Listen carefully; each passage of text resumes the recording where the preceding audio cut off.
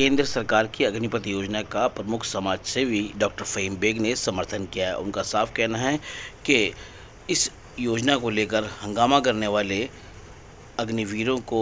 एक बार इस योजना के सकारात्मक पहलू को भी सोचना चाहिए, क्योंकि लगातार बेरोज़गारी का आलम बढ़ रहा है और ऐसे में न केवल ये नौजवानों बल्कि उनके परिवारों के सामने भी संकट का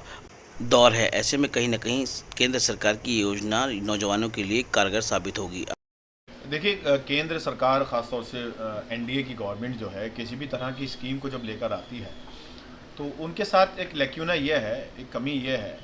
कि लोगों को लगता है कि वो इम्पोज कर रहा है। मतलब आप डोमिनेंट होकर जो है देश के नागरिकों पर अपनी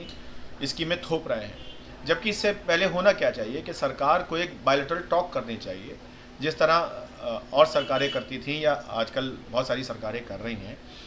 तो उससे क्या होता है, जो वैक्यूम क्रिएट होता है, तो उसके बाद ये, जैसे आप किसान आंदोलन को देख लें, नोटबंदी को देख लें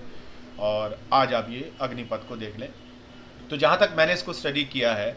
तो मुझे लगता है कि इसका जो पॉजिटिव एस्पेक्ट है उस पर भी लोगों को ध्यान देना चाहिए, क्योंकि जिस तरह बेरोज़गारी देश में निरंतर बढ़ रही है और नौजवानों में जिस तरीके से बेरोज़गारी को लेकर गुस्सा है या उनके परिवार की जो समस्याएं वो दिन प्रतिदिन बढ़ती जा रही हैं, तो ऐसे में ये शॉर्ट टर्म कोर्स जो है ख़ास तौर से आर्मी के तीनों डिपार्टमेंट्स में जाने का, जिसमें नेवी है, एयर हो गया, हमारा एयरफोर्स हो गया और हमारा इंडियन आर्मी हो गया, इस तरह की जो हमारी फोर्सेज हैं इसमें ज़रूरत भी है, क्योंकि पिछले 2-3 साल से भर्तियां भी नहीं हुई है। तो मैं समझता हूं कि इसमें ये 4 साल का जो कोर्स दिया है, जिसमें 6 महीने की ट्रेनिंग, 8 महीने की छुट्टियों का प्रावधान है और उसके बाद जो एडवांस इक्विपमेंट्स हैं उससे उसको लेस किया जाएगा, उसको ट्रेन किया जाएगा, स्किल्ड किया जाएगा और 4 साल वो जॉब पे रहेगा। उसके बाद 12 लाख रुपए के करीब जो है इसको वो एक रिटायरमेंट के बाद यानी 4 साल के बाद दिया जाएगा, प्लस 30,000 से 40,000 उसकी सैलरी दी जाएगी। तो ये तमाम बातें सरकार को बताने के लिए अपने जो तीनों आर्मी हैं और हमारे जितने भी इस तरह की इंफॉर्मेशन ब्रॉडकास्टिंग मिनिस्ट्री है या और हमारी मिनिस्ट्रीज़ हैं या हमारे पॉलिटिकल जो लोग हैं उनको पहले लगाना चाहिए था, इसका एक मोमेंटम बनाना चाहिए था, उसके बाद इसको लाना चाहिए था। ठीक उसी तरह जैसे किसान आंदोलन में सरकार को सामना करना पड़ा, उसी तरह से विरोध का आज वो अग्निपथ को लेकर सामना कर रहे हैं। बाकी मेरे हिसाब से ये इसकी मच्छी है, 4 साल में स्किल्ड होगा जो नौजवान हैं, प्लस हमारे देश को नौजवान नया खून मिलेगा, ताकि देश की सुरक्षा में, देश की हिफाजत में वो जो नौजवान हैं अपना पूरा योगदान दे पाएंगे। देखिए, सरकार के साथ विडंबना ये है कि ये सरकार जो है कहीं ना कहीं देश में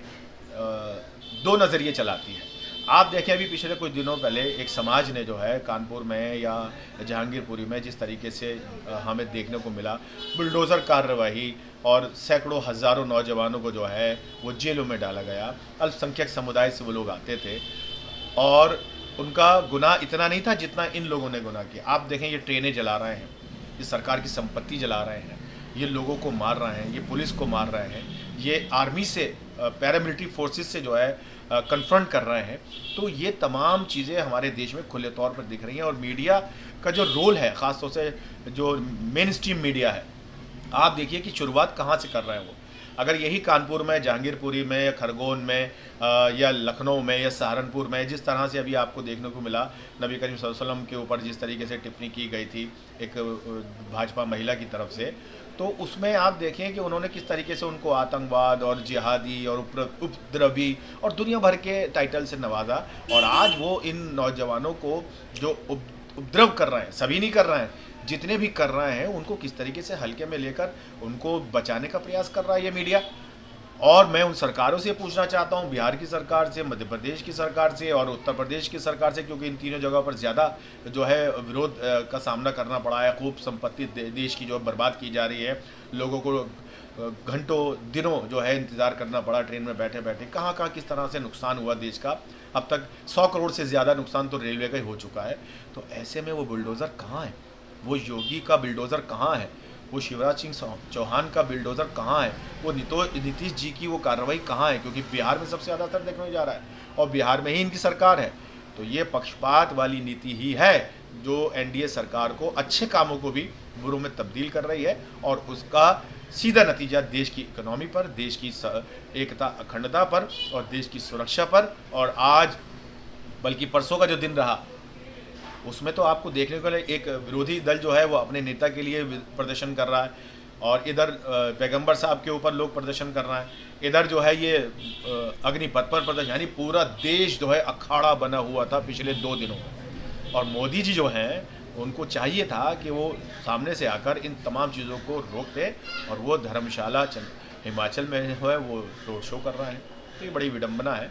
देश की कि हमारे जो प्रधानमंत्री हैं वो कितने सीरियस हैं देश के इतने बड़े मुद्दों पर। तो ये एक सवाल है। देखिए ये चिट्ठी हमने जो है पिछले 10 दिनों से 15 दिनों से बनाओ मुट्ठी लिखो चिट्ठी, क्योंकि हम क्या कर सकते हैं,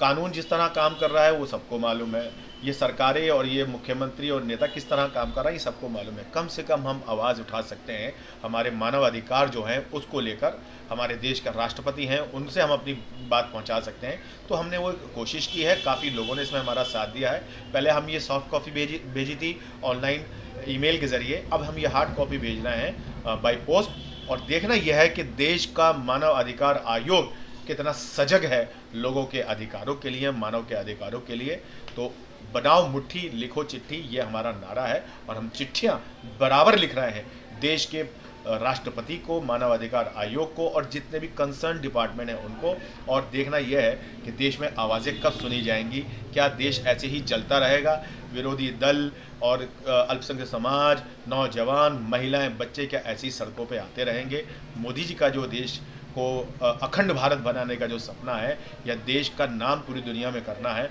वो कितना प्रभावकारी रहेगा? क्योंकि अभी हमारे देश को माफ़ी मांगनी पड़ी है कुछ बाहरी देशों से, जिस प्रकार से वो भाजपा की महिला,